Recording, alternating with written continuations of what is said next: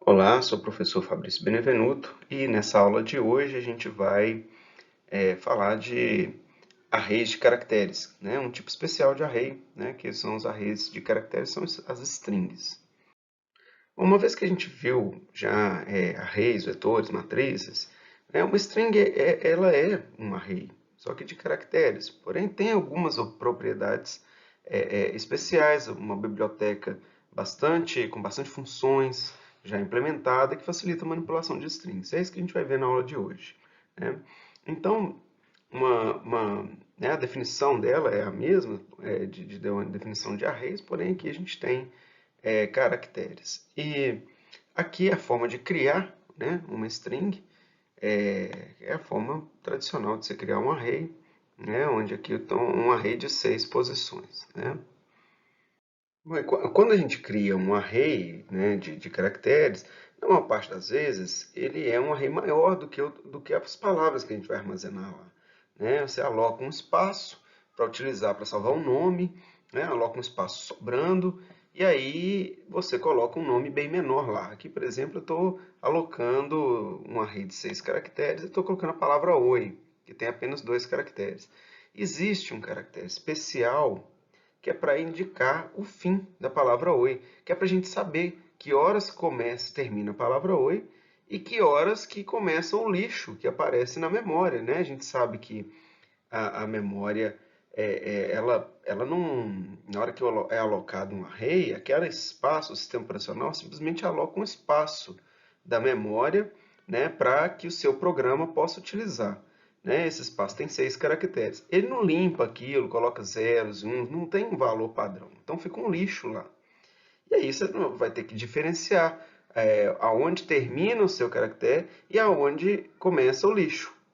Então, para você não ter que ficar fazendo essa manipulação, você poderia lá colocar, olha, depois da palavra oi, eu sempre vou colocar um caractere especial que vai ser um asterisco, uma coisa assim, né?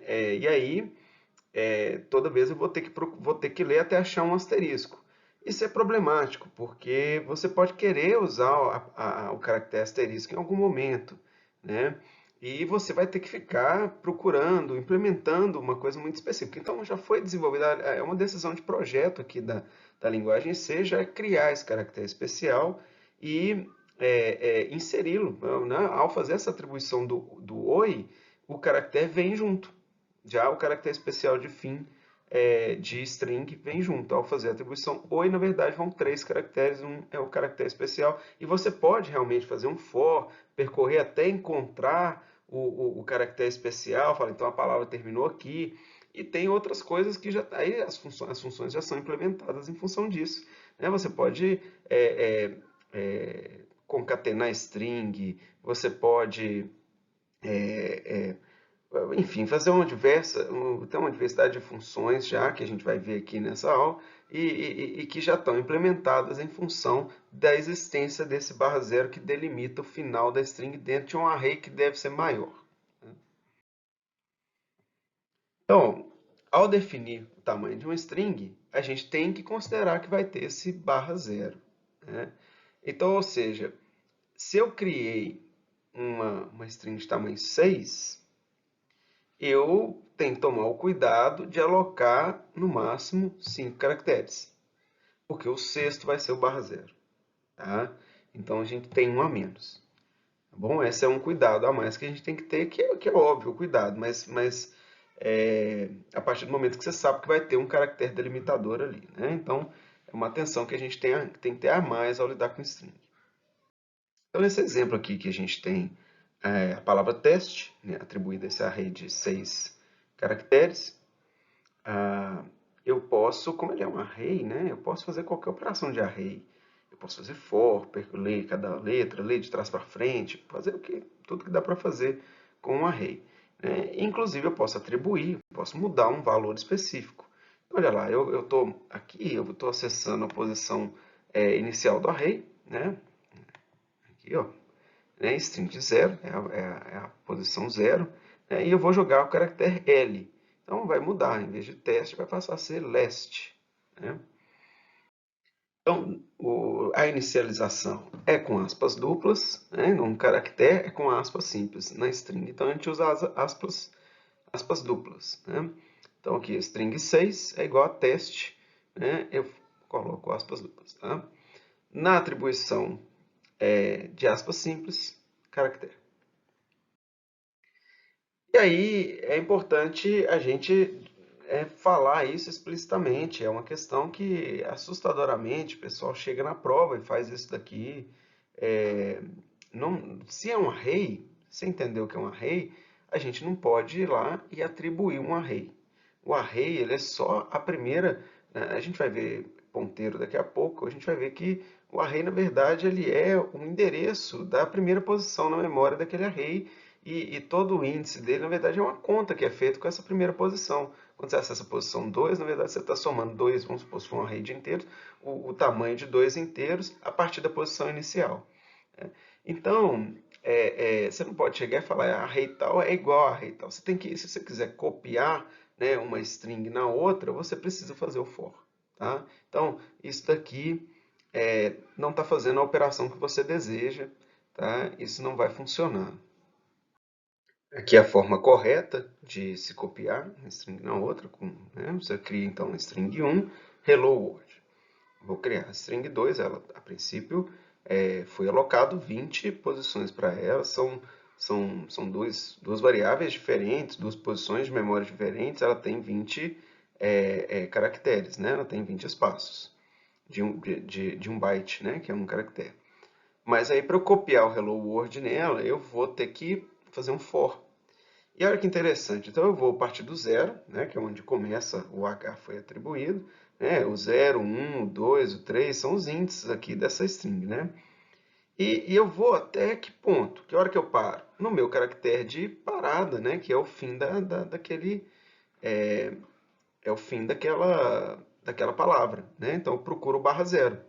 Então eu vou fazer a minha condição de parada é que string de i, string 1 de i, que é essa aqui, a primeira, né? Ela, o caractere, né, que esteja na posição i, seja igual ao barra zero, seja diferente barra zero, aliás, né? A minha condição para ele continuar aqui é que seja diferente. Na hora que for igual, ele vai sair do for, tá? Então, enquanto ele for diferente, eu vou atribuindo, né, o caractere que está na string 1 na string 2. Tá? E vou incrementando o i a cada passo.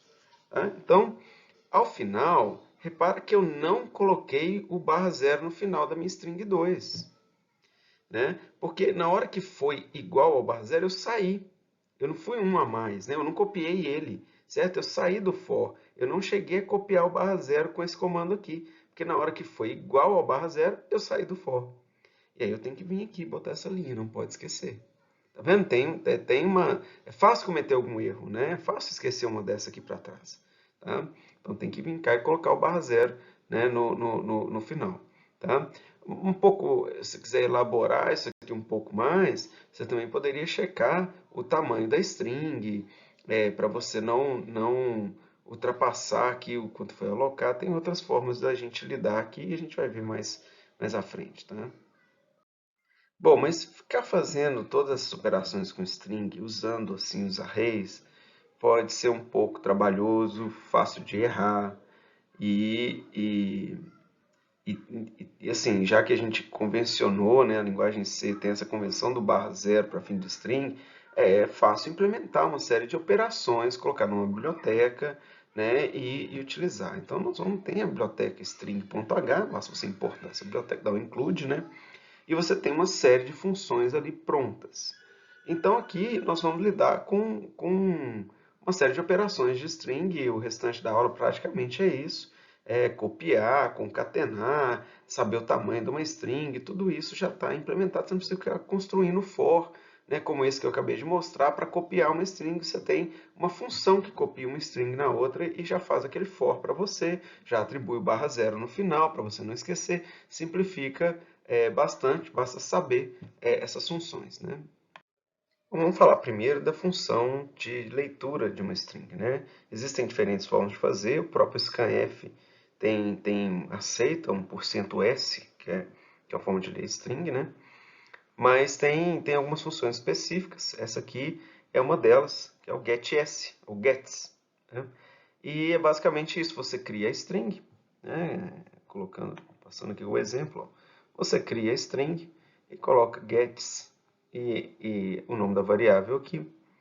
A string, então, que você entrar no teclado, né? O que você digitar, vai parar na variável que você criou. Há sempre alguns problemas com string e entrada e saída, sabe? A gente entra com os dados e às vezes dá algum problema.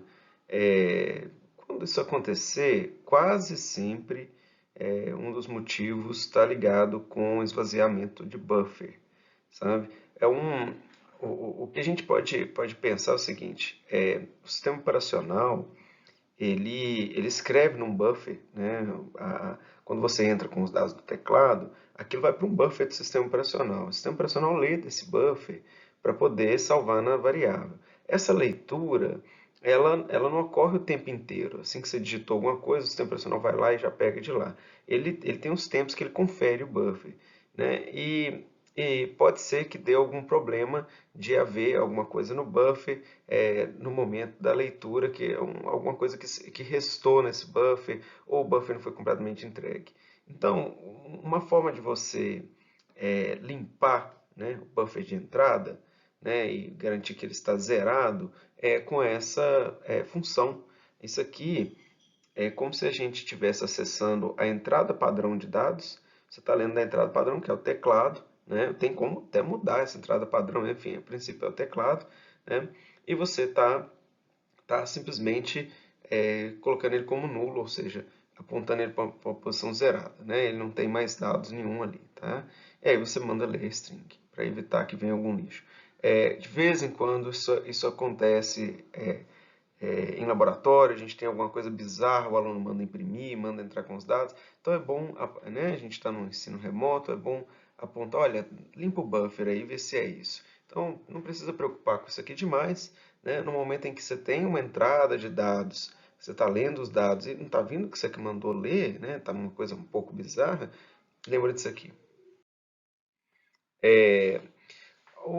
A escrita, né, de uma função. Como é que a gente manda imprimir na tela? Né? O printf tem o %s, tá? Então você pode simplesmente, ó, aqui a gente criou a string hello world, você simplesmente manda imprimir %s e a string, e você pode colocar o que mais você quiser concatenar aqui, né? Barra n, botar duas strings aqui no printf, ele vai entender e vai juntar tudo num dado só, tá?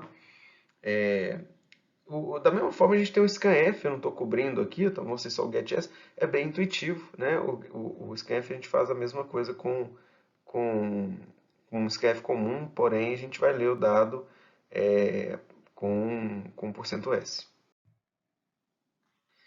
Uma outra função aqui para pegar o tamanho da string, isso é bastante útil, né? É porque a string, o tamanho dela não é o tamanho do array, né? É até o barra zero. Então, para você não ter que fazer um for e procurar o barra zero, já tem uma função que, na verdade, deve fazer algo do tipo, né? Ela vai percorrer e procurar esse barra zero. Mas a função está pronta, né? Então, olha aqui, ó, aqui eu estou mandando, né, eu criei um array, tá? E estou colocando a palavra teste nele, né? E aí eu estou mandando imprimir, né, dando um printf no strlen, que é essa função, né, e passando a string como parâmetro. Ele vai retornar um inteiro, tá? Então o resultado dessa função aqui, a gente vai ver isso mais em detalhes, né, funções depois, mas o resultado dela é um inteiro, né? E aí ele vai imprimir com %d. Isso é o tamanho da string. Isso aqui, se você fizer esse teste, você vai ver que nesse caso ela retorna 5 e não 15, que é o tamanho do array. O array foi criado com tamanho 15, porém o barra zero está na posição, né, 6, ou seja, tem 5 caracteres antes dele, tá? Né, que é os 5 caracteres da palavra teste. Ele retorna 5. Então ficar atento também que ele não retorna 6, que é a string considerando o barra zero, tá? Ele te fala o tamanho da string até antes do barra zero, né? Essas picuinhas assim é importante saber, porque na hora de implementar algum código isso pode ser importante. Há uma função pronta para você copiar uma string na outra, né? Não precisa fazer aquele for, como eu mostrei nos slides aqui anterior, em que você tem que botar o barra zero lá no caractere, após, né, copiar todos os caracteres, tem que ir lá forçadamente, botar o barra zero no final. Não precisa nada disso, você pode simplesmente usar o strcpy, strcopy, né? Observe que a forma de fazer, você tem duas strings que você vai passar comparando. Uma é a string de destino, e ela vem primeiro, e a string fonte, ou seja, você vai copiar dessa daqui para essa, né? Então, aqui eu criei duas, vamos dar um exemplo, né? Aqui eu criei duas variáveis, tamanho 100, e falei para o usuário, entre com uma string. Então, eu dei um get s e li na string 1. Agora eu vou copiar, né, da string 1 para a string 2 e vou mandar imprimir a string 2. Vai ver que funciona direitinho. Outra função que é de concatenar, né? Ela simplesmente coloca uma palavra no final da outra. Tá? Então aqui eu criei uma string bom espaço, né? Deixei um espaço aqui. E já atribuí isso, né? Então ela tem 4 caracteres, né? O quinto é o barra zero. E eu tenho uma segunda string que é o dia, né? Que tem 3 caracteres, o quarto é o barra zero. Eu vou concatenar a string 2 na string 1. Mesma coisa do strcopy, destino vem primeiro, depois a fonte. Então vai ser a string 2 na string 1, e aí eu vou mandar imprimir a string 2. Você vai ver lá escrito bom dia na tela. str compare, né, CMP, ela compara duas strings para ver se essas strings são iguais ou diferentes. Tá? Quando elas são iguais, retorna zero. Tá? Se for diferente, né, as strings forem diferentes, tiver uma diferença no caractere ou tiver diferenças nos tamanhos, aí retorna um outro valor. Tá? Então você tem que fazer essa comparação com zero ou diferente de zero. Tá? Então aqui um exemplo, né? Eu considero as strings 1 e 2 já criadas. Aí você faz strcompare igual a zero. O retorno dessa função é um número, né? E esse número é zero ou diferente de zero. Então você está perguntando se, né, o retorno dessa função aqui for zero, quer dizer que elas são iguais, né? Então se o retorno for igual a zero, são iguais. Se não, são diferentes. Tá? Então, você pode utilizar isso para comparar duas strings. Se elas forem diferentes no tamanho, tudo vai funcionar aqui. Tá? Se elas forem iguais, elas têm que ser exatamente, né, todos os caracteres iguais e, obviamente, igual no tamanho. Bom, existe mais uma função equivalente ao gets, porém com algumas características um pouco diferentes e que são desejáveis. Ela é uma função que também, né, ela é feita para se ler dados de um arquivo, que é um assunto que nós vamos tratar numa parte posterior do curso. Nós vamos lidar com arquivos também. Porém, eu já vou ensinar, né, essa função porque ela tem uma característica bem interessante e que pode ser útil para a leitura de dados ainda nesse estágio do curso. Tá? Então, ela é equivalente ao gets, porém, ela lê de um arquivo. A gente vou ensinar como substituir o arquivo e ler da entrada padrão, que é o teclado, e ela tem algumas características que mudam um pouco em relação ao gets e que são bastante desejáveis. Essa aqui é a sintaxe da função, né? Você tem o fgets, tá? Você simplesmente usa fgets. Não se preocupa agora com o retorno dessa função. Depois, quando eu falar de arquivo, eu posso retornar. É porque ela retorna um ponteiro, né? Mas basicamente o que você pode tratar se ela retornou erro, sabe? Então não se preocupa nesse ponto com isso não. Eu vou mostrar como tratar se ela retornou erro. Mas nesse ponto a gente precisa saber o quê? Que você vai passar a string que você quer ler, né? E você, onde vai salvar, né? E você tem o tamanho máximo aqui dela e você vai ler de um arquivo. Esse arquivo, eu vou mostrar como que a gente pode não ler de um arquivo e ler do teclado. Então, esses 3 argumentos, né, explicando então a string a ser lida, o limite máximo de caracteres a ser lido e o arquivo para onde ela vai apontar. O retorno, então, é nulo. Você pode comparar mesmo com null, né, para identificar que ela não conseguiu fazer a leitura, que ela deu um erro. Tá? Então, para substituir essa coisa de ler de arquivo, né, pela entrada padrão, né, que é o teclado, a gente simplesmente, em vez de não, né, de escrever aqui um arquivo, a gente coloca stdin, que é Standard Input, que é a entrada padrão do teclado. Né? e você vai colocar os outros dois argumentos, né? Normalmente aqui é a string e aqui que é a novidade, que é a parte que por isso que ela é interessante, que nós estamos antecipando ela aqui nessa etapa, porque isso vai ler um tamanho máximo de caracteres. Eu já vou falar por que isso é importante. Mas simplesmente substituir arquivo por stdin é uma palavra reservada da linguagem C, basta colocar ela aqui e que você vai estar lendo do teclado. Tá? Essa é a diferença do fgets para o gets, está na verdade aqui, né? Que a gente vai discutir.